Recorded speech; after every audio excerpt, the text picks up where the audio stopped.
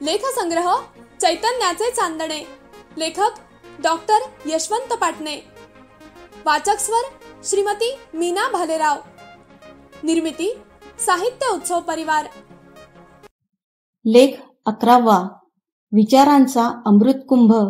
यशवंतराव चव्हाण.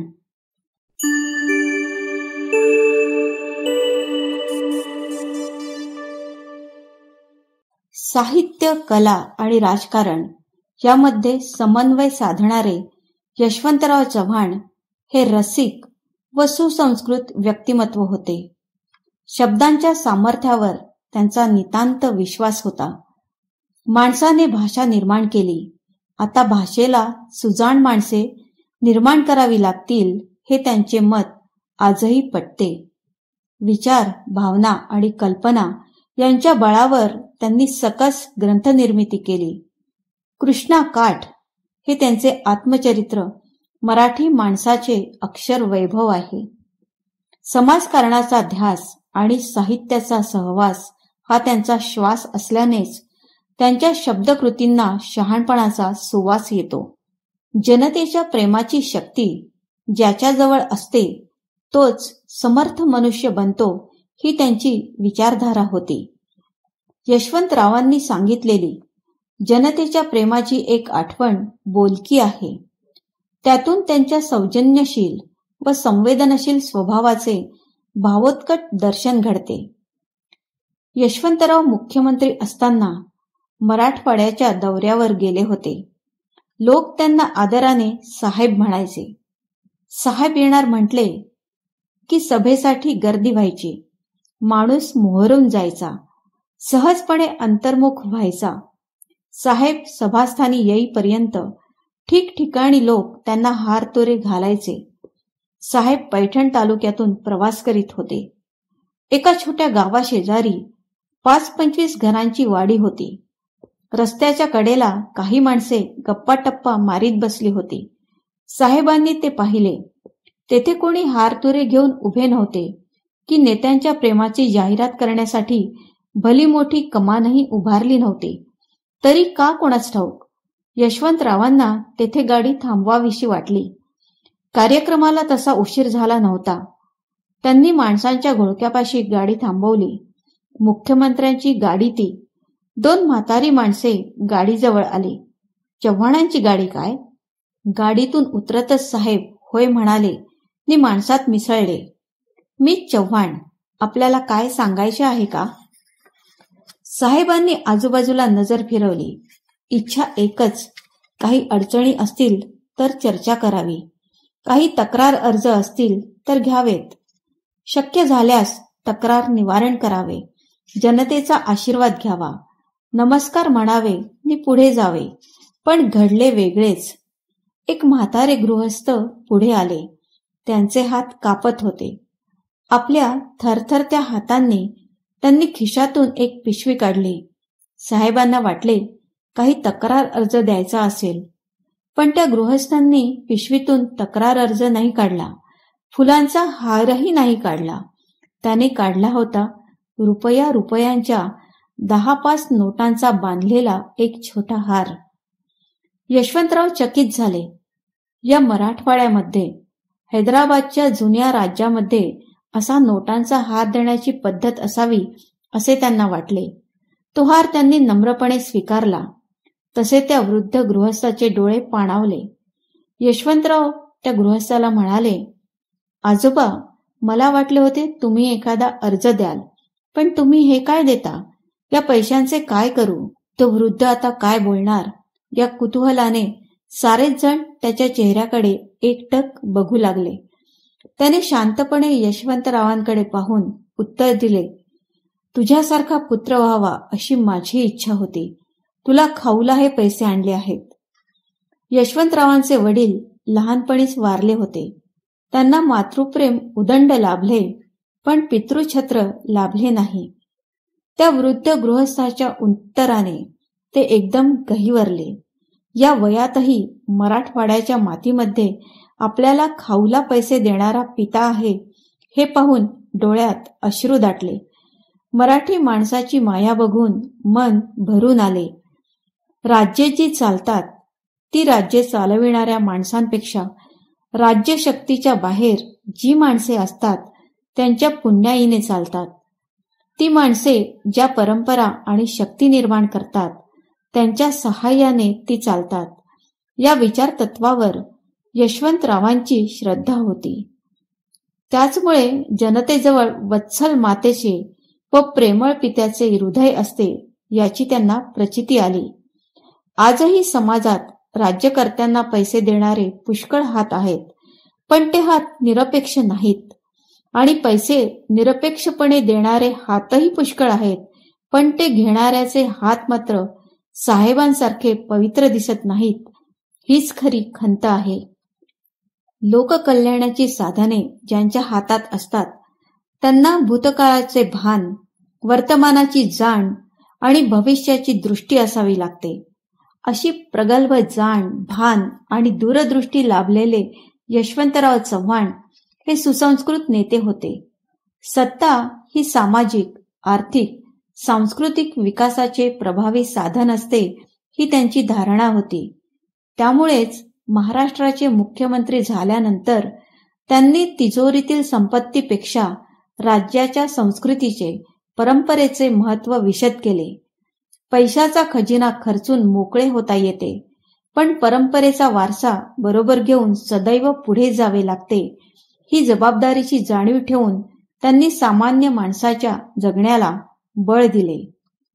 यशवंतराव चव्हाण यांचा जीवनपट पाहिला म्हणजे त्यांच्या रचनात्मक, मूल्यात्मक कार्याबरोबरच त्यांचे साहित्य, कला, संस्कृतीवरचे प्रेम लक्षात येते.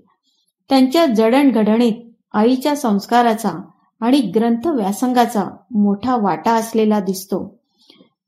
कन्फ्युशियसने सभ्य गृहस्थाची काही वैशिष्ट्ये सांगितली आहेत. असा गृहस्थ आचरणाच्या बाबतीत आदरणीय असतो. बोलताना प्रामाणिकपणे बोलतो.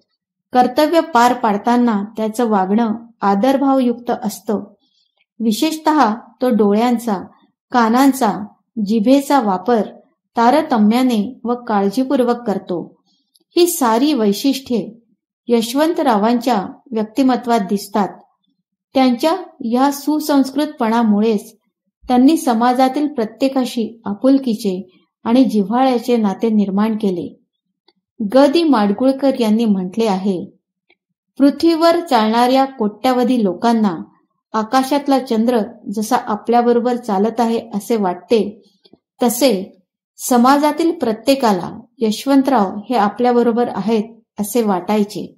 भारतातल्या गंगा, यमुना, सरस्वती अशा पवित्र नद्यांचे आणि तिन्ही सागरांचे पाणी अमृतकुंभात भरल्यानंतर जे मांगल्य आणि पावित्र्य निर्माण होईल, तेच पावित्र्य आणि मांगल्य यशवंतराव नावाच्या अमृतकुंभात सामावले आहे. यशवंतराव चव्हाण यांची शब्दांच्या सामर्थ्यावर नितांत श्रद्धा होती. व्यक्तीच्या जीवनाप्रमाणेच राष्ट्राच्या जीवनात जी आव्हाने येतात ती आव्हाने झेलण्याचे सामर्थ्य शस्त्राने, बंदुकीच्या गोळीने प्राप्त होत नाही, तर ते सामर्थ्य विचारातून येते, संस्कारातून येते. हे विचार आणि संस्कार देण्याचे कार्य भाषेमार्फत, साहित्यामार्फत घडते. म्हणून यशवंतरावांनी साहित्याचे मोल श्रेष्ठ मानले आणि ह्याच भावनेतून त्यांनी तर्कतीर्थ लक्ष्मणशास्त्री जोशी यांच्या मार्गदर्शनाखाली महाराष्ट्र राज्य साहित्य संस्कृती मंडळाची विश्वकोशाची स्थापना करून सांस्कृतिक वारसा जपण्याचा आणि वाढवण्याचा स्तुत्य उपक्रम राबविला.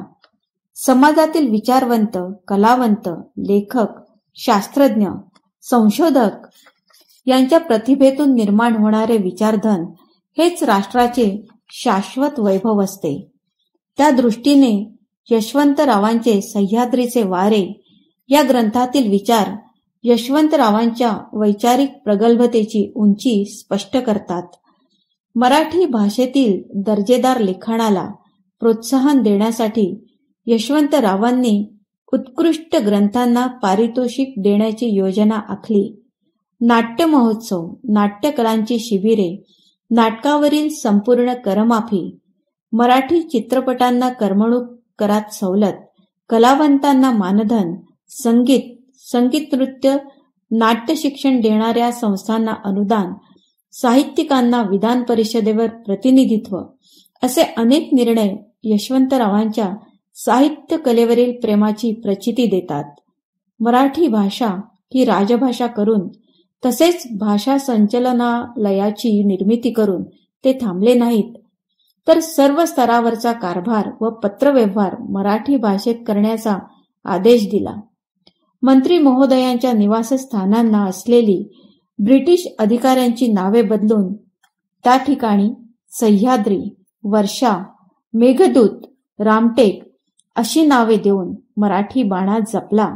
ज्ञानभाषा आणि लोकभाषा एक झाल्याशिवाय समाजाचे जीवन सामर्थ्याने विकसित होत नाही. कारण लोकभाषेतून प्राप्त होणारे ज्ञान व्यक्तीला संस्कृतीच्या जवळ नेते. त्यामुळे यशवंतरावांनी लोकभाषा ही ज्ञानभाषा झाली पाहिजे हा विचार मांडला. त्यांची साहित्य संमेलनातली, शैक्षणिक, सांस्कृतिक संस्थेतील भाषणे ही विचारांची अमृत ठेव आहे. शिवाजी विद्यापीठाच्या दीक्षांत समारंभात त्यांनी स्नातकांना उपनिषदातील प्रार्थनेची आठवण करून दिली. मला असत्याकडून सत्याकडे, अंधाराकडून प्रकाशाकडे, मृत्यूकडून अमृताकडे ने. अमृताच्या प्राप्तीसाठी देवांनी समुद्र मंथन केले. समुद्र मंथनातून निघालेले सारे अमृत देव प्राशन करून बसले आणि आपल्यासाठी अमृतच शिल्लक राहिले नाही, म्हणून शिवाजी विद्यापीठाने घोषणा केली, ज्ञानमेवामृत. आता ज्ञान हेच अमृत आहे. या अमृताने तुम्हाला समर्थ बनायचे आहे. समाज जीवन सामर्थ्यशाली बनवायचं आहे. सार्वजनिक व्यवहारात भ्रष्टाचार, गुन्हेगारी, हिंस्रता अशी दुर्गुणांची श्रीमंती वाढते आहे आणि दुर्गुणांकडे बघण्याची समाजाची बेफिकीर वृत्तीही वाढते आहे. अशावेळी समाजमन विकसित करण्यासाठी विधायक दृष्टीची गरज असते. म्हणून यशवंतरावांनी समाजामध्ये मतपरिवर्तन घडवून आणेल असे चिंतनशील व समाजोपयोगी साहित्य निर्माण करण्याची साध साहित्यिकांना घातली. ज्या साहित्यामध्ये देशातील सामाजिक, आर्थिक विषमतेच्या, दारिद्र्याच्या प्रश्नाचे विवरण आहे, सामान्य माणसाविषयीचा प्रेमभाव आहे, ते खरे श्रेष्ठ साहित्य असे त्यांना वाटायचे. समाजाच्या स्थितीगतीचे आणि युगतत्वाचे भान असणारे यशवंतराव हे स्वतः उत्तम साहित्यिक असल्याची साक्ष त्यांच्या कृष्णाकाठ या आत्मचरित्रातून येते.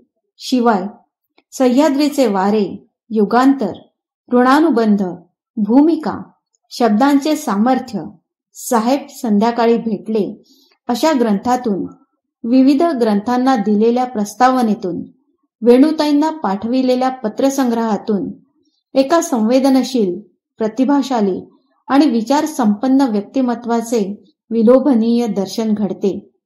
यशवंतराव चव्हाण आणि मराठी माणूस यांच्यातील नाते मृत्युंजयकार शिवाजी सावंत यांनी समर्थक भाषेत मांडले आहे.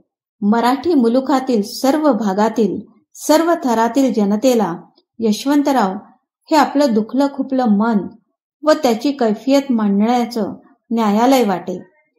यशवंतरावांनी सदैव सामाजिक न्यायाची भूमिका प्रामाणिकपणे बजावली. जाती धर्माच्या जुन्या परंपरांनी सामाजिक क्रांतीला नेहमी पराभूत केले. छत्रपती शिवराय, महात्मा फुले, राजर्षी शाहू, डॉक्टर आंबेडकरांनी सामाजिक क्रांतीचा संदेश दिला. त्यातून एक मोठी शक्ती निर्माण झाली.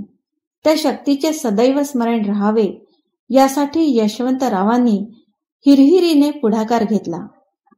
प्रतापगडावरील छत्रपती शिवरायांचा पुतळा किंवा नागपूरच्या दीक्षाभूमीवरील डॉक्टर बाबासाहेब आंबेडकर यांचे स्मारक ही समाजाची ऊर्जापीठे आहेत.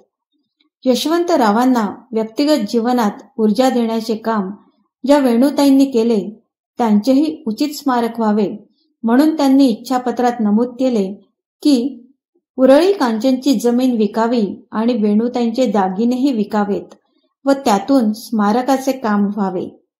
आज कराडच्या भूमीत यशवंतरावांची ग्रंथसंपदा, त्यांच्या प्रिय पत्नीच्या स्मृती वेणुताई स्मारकाद्वारे श्रद्धेने जपल्या जात आहेत. समाजाने उदंड प्रेम केलेल्या व्यक्ती सदैव चिरंजीव असतात. त्या चैतन्याचा मंत्र देत असतात. जनतेतून निर्माण झालेल्या नेतृत्वात इतिहासाला नवीन वळण लावण्याचे सामर्थ्य असते.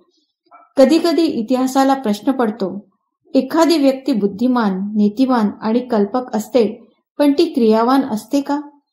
या प्रश्नाचे उत्तर इतिहासाला न अडखळता देता यावे म्हणून नियतीने यशवंतराव चव्हाण यासारखे राजकारणाला नवे मूल्य देणारे क्रियावान पंडित जन्माला घातलेले असतात. अशा क्रियाशील, मानवतावादी, विचारसंपन्न यशवंतरावांच्या उज्ज्वल स्मृती या राष्ट्रासाठी सदैव प्रेरक ठरतील. आता आपण ऐकत होतात लेखसंग्रह चैतन्याचे चांदणे. लेखक डॉक्टर यशवंत पाटणे. वाचक स्वर श्रीमती मीना भालेराव. ही साहित्य उत्सव परिवाराची 2023 ची प्रस्तुती आहे.